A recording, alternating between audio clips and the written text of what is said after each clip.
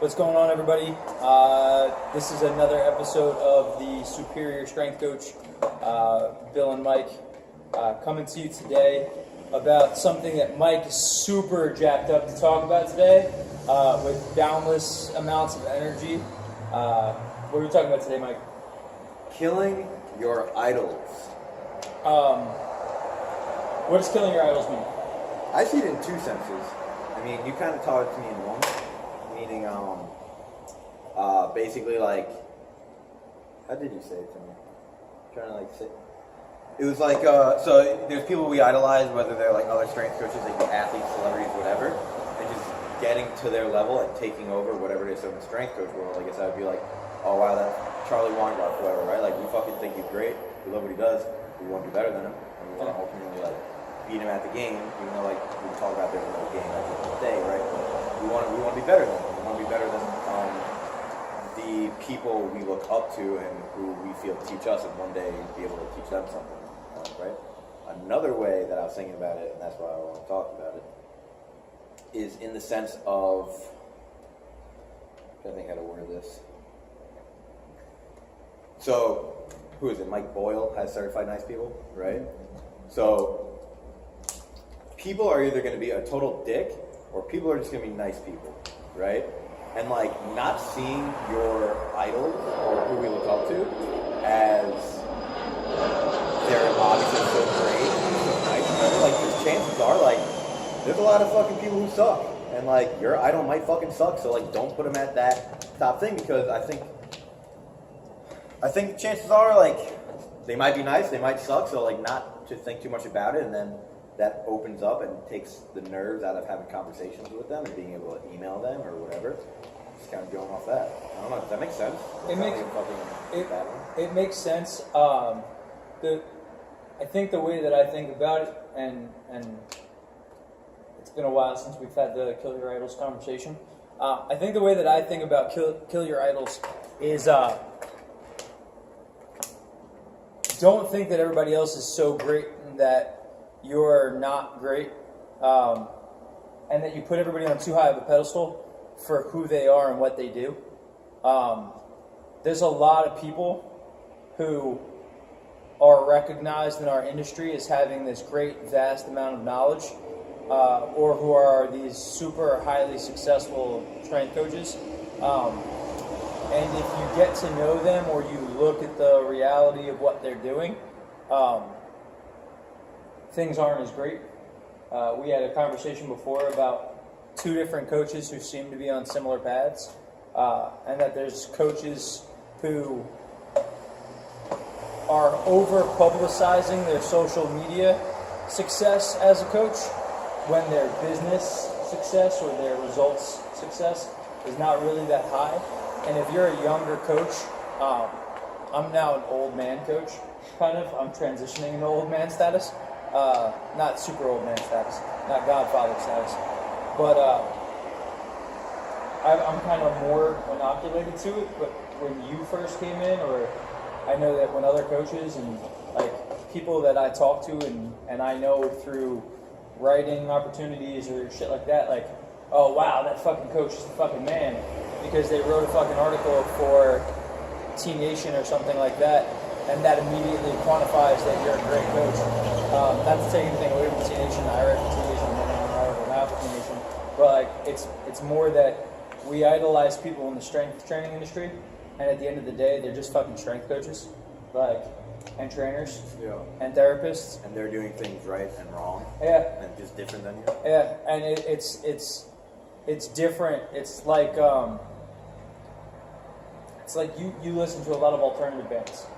And there's a band you like in the genre that you listen to that's from Londoners. The Londoners is a town here in Long Island.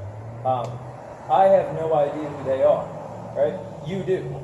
They're relatively famous, right? Yeah. Shout out Backtrack. But that band's not like Metallica. That's not like Kanye or Drake or something like that. Yeah, right? Okay. But it doesn't mean that they're not having their own success and are worth praising for what they have done. And there's so many more people who are doing great work that you just don't hear about. And those other people might not be any better, they've just found a way of getting to a level of fame that magnifies their result. Yeah, and I guess you could go like, how many bands have you gone seen that maybe they weren't the headliner, they were the opener, and they put so much energy into it, you're like, why the fuck haven't I heard of these guys? And like now you'll go to their show or something. Right. You know? Right. Yeah, that makes sense. I think Sum 41 used to open up for somebody. Like Sum 41 might have opened up for like Linkin Park. Yeah. I'm telling you, at one point in time, Sum 41 was opening up for somebody. I feel like it was bigger than Linkin Park. Now you're just talking. Now you're just talking words. That never happened. That wasn't even a thing ever. Not even for a heartbeat. All Killer No Filler. Not even for a heartbeat. Not even for a heartbeat. We're gonna look this one up. We're gonna look this up. You guys data track this one for us. Yeah. I'm right, but you guys can check on Mike's wrongness. Sum 41 is way deeper. Okay, going off that. I think one of the realizations is also like you add these people maybe on Facebook or whatever, or follow them on Instagram. Like you start sending them messages, or like even just liking their stuff, and they're interacting with you. And you're like, holy shit, this is great. But like, don't take that and glorify it, and then end up thinking everything they say is the word of fucking God. I think the biggest point is right. A lot of people made that mistake, and I made that mistake too. Not to say that they don't have good things to say, but like you're doing probably just as good. You're doing it different. Like you're doing it different and garnering the same results. I think the real difference between the great coaches and the not as great coaches, I think it's a couple different things, but one of the big things is they can consistently get results across the number of different people, right? Like, you might write a dope program for somebody that works because that person themselves is a savage, but you can't look at your savage client and say, that's why I'm a great coach. It's the people who aren't that you turn into something else. Like Michelle. Michelle was badass day one. Yeah. We just gave her badass things to do. It's a client of ours who's dope if she's watching. But we can't look at her and be like, yo, we're completely responsible for every drop of dopeness. No. We do a good job with her. You do a great job with her, coaching her, getting her ready. Like, but we don't judge ourselves on that person. We judge ourselves on like Will. Oh, like we God, both. I didn't want to use the last name, but like you know the kid we're talking about. Yeah. So we have a young athlete who came to us, and like in his evaluation, I had to like chill because his mom and his sister are making fun of how unathletic and how he looks and his body type and all this stuff. This is a cat who, if you saw him, you would think he was 9, he was 15. So very soft musculature. He's not wrong. But the athlete came in and he worked his ass off. And he's now, playing for his high school football team and actually getting time and doing stuff. And his mom was like, he got a lot faster. Like, I didn't realize, because she actually had taken him out a little early. Because she's like, oh, we're gonna do something else for a little while. We're gonna do boxing with him, right? Because he'll sweat more and lose weight. Yeah. But 2 weeks later, the kid goes out and starts doing practice, and he's running around and tackling people and doing stuff. And she's like, "Who the heck is this kid?" And it's like, "Well, you let us coach your kid for 6 months. Like, he can do some stuff now." But that's the kid that I judge us on is, are we getting more of the kids like that good? And I think a lot of the kill your idolized ideology is you see what people post. See the highlight reel. Right. Yeah. The ESPN. Everything in this world is ESPN's highlights. It's SportsCenter, right? Fucking Gary Vaynerchuk. Right. And if those people they're not everything, and they're not where you started, and they're not what you first did. And everybody grinds. And there's a great strength coach. His name is Andy McCloy. And you should watch it because it's on Strength Action. Again, nod to Strength Action. And he worked with a ton of young players, and now a whole bunch of them are getting into the NFL, right? And you're seeing now the kids that he trained from a very young age are routinely getting there, versus he didn't start off with every kid was an NFL level player. But what you won't see is, one, he didn't know who he is. But to me, the guy's got a great business. He does very well for himself. He speaks for the NSCA. He is getting great results. And he's not somebody that you look at and you're like, wow, he probably fucking should be. And like Chris Merritt, again, he's one of the founding guys of Strength Action. Chris is like one of the best fitness businesses and business minds that you're going to see out there, because the guy has because they are moving into a bigger space, but a 1,600 square foot facility that he was training close to 100 people.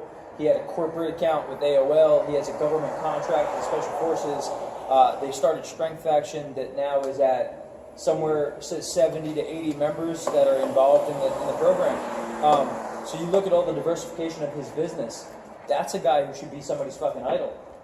Like, and there's other strength coaches who are much more well known, and those cats make like $50,000-$60,000 a year, mostly from writing and online coaching, and they got the online coaching from writing and not from being a great coach. And I think that goes back to our triangle of who do you want to be, and being true to that. And I don't say that any of this is wrong, and I don't say that, like, when we say kill your idols is like shit on people for how they make their living. No, it's just more, don't get enamored by the flash and the sex of it all. Yeah. Realize that, I think once I started really getting into it more, like realizing like everybody's doing the exact same shit. Everybody's putting out a hint pattern there. Everybody's saying the same cues, right? And then, but there's just so much good information that just, it's like fucking windmills. Like, I knew what kettlebell windmills were, but like I never like did them, and then I saw them on something, and then I was like, fuck, why don't I do that more? Quarter get-ups, like that's a great fucking movement. Like, I'm probably gonna make a video on that. Like, and just knowing like you're probably doing the same shit they're doing. They just saw something and made a video about it, and they're probably not doing it all the time, you know. Mike is real skeptical of the fitness industry this morning. I drank my Hatorade this morning. Lots of Hatorade. I drank it today. Quality Hatorade. I wanna call some people out. We're not gonna. Are we? That's not good. We won't get into it. I drink a lot of Hatorade this morning. A lot of Hatorade, which I think is good. I think it's a healthy part of ego, right? Everybody gets mad when you have an ego. Like, I joke around all the time. Like, I didn't fuck around. I called my gym superior athletics. Like, I'm pretty much in my name just saying I know that I'm better than you. And I think that it's important that people hate on me, and I think that it's important that I hate on other people to the degree in which I keep all of us honest. Right? Like, I think it's important. Yeah. There's things that I know I fucking suck at, that I need to get better at, and I work towards that, and you guys don't see that necessarily. But there's things that suck, and there's things that we grind for, and there's difficulty in life. There's a lot of that shit is there, and I know other people are having the same stuff, but I feel like it's disingenuous when every day is the positivity. But I think it's important too to get called out and get fucking reality checked and like ego checked. And like, I'll put up a post sometimes, and I think this is why it's really important too, to make sure you're making content yourself, because it works as an equalizer where like, I might say something, and I will just get fucking checked on it. I'm like, fuck. Like, it's embarrassing. Like, you wanna... It's been a while since you got fact checked. I know, and like, what happens when I get fact checked? I get dug in, and I'm hurting. But like, overall, I'm like, fuck, I did learn something.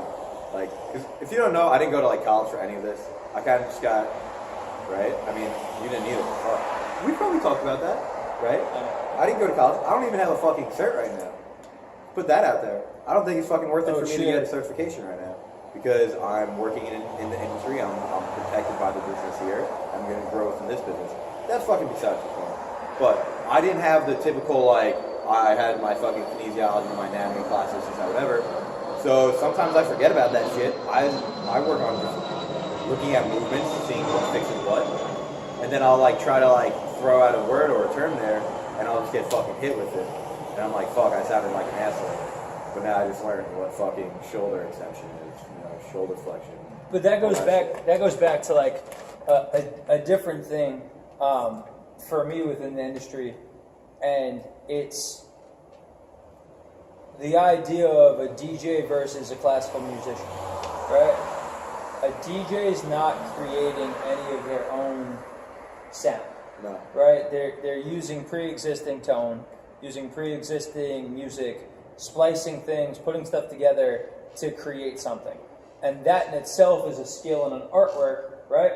But they don't necessarily need to understand like music theory. Like you can take music theory classes, how to put together and create symphonies. Some DJs will. And some DJs will. But there's guys who are successful and there's people who make money who DJ fucking parties on the weekend, and they make a lot of money because they know what good music is and they just have fun and they have good energy and they do their thing. And like that's their realm. You can't tell me that they're wrong. And then there's people who compose amazing songs and works of music that are just freaking awesome.